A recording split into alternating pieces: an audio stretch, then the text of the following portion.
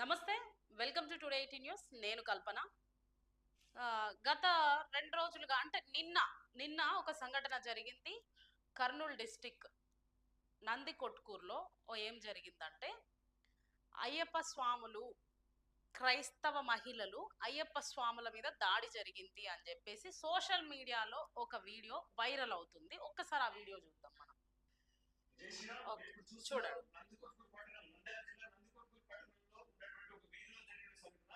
అయ్యప్ప స్వామి పూజ చేసుకుంటున్నాం మేము, మీరు చర్చి సౌండ్ తగ్గించండి అని చెప్పినందుకు ఆ యొక్క అయ్యప్ప స్వామికి చెందిన కుటుంబ సభ్యులను దారుణంగా చెప్పులతో కొడుతూ అవమర్యాదించిన సంఘటన.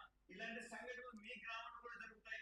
మీ గ్రామంలో మీరు పూజ చేసుకునేటప్పుడు చర్చి సౌండ్ వచ్చినప్పుడు చర్చి సౌండ్ తగ్గించమని వాళ్ళు మిమ్మల్ని అడిగినప్పుడు వాళ్ళు చెప్పులతో దాడి చేస్తారు. ప్రతి హిందువుకు కూడా చెప్పు దెబ్బలు తినే రోజు వచ్చింది. ఇప్పుడు కనుక స్పందించకపోతే ఈ వీడియోని కనుక మీరు చూసే వెంటనే రాష్ట్ర ప్రభుత్వానికి చేరేంత వరకు షేర్ చేయండి. తక్షణమే ఆ స్వామిని అవమానం చేసిన వారిని కఠినంగా చట్టపరంగా.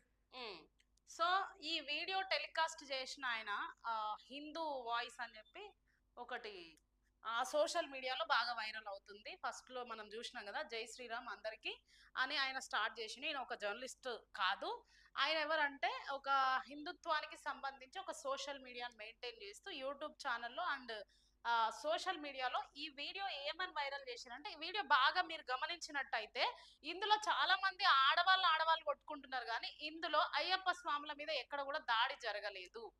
ఎక్కడ కూడా అయ్యప్ప స్వాముల మాలలు తెంపడం కానీ, వాళ్ళ మీద చెప్పుల దాడి చేయడం కానీ, ఇదంతా అసత్య ప్రచారం. సోషల్ మీడియాలో చేస్తున్న అసత్య ప్రచారాలను ఎవరు కూడా దయచేసి నమ్మకండి.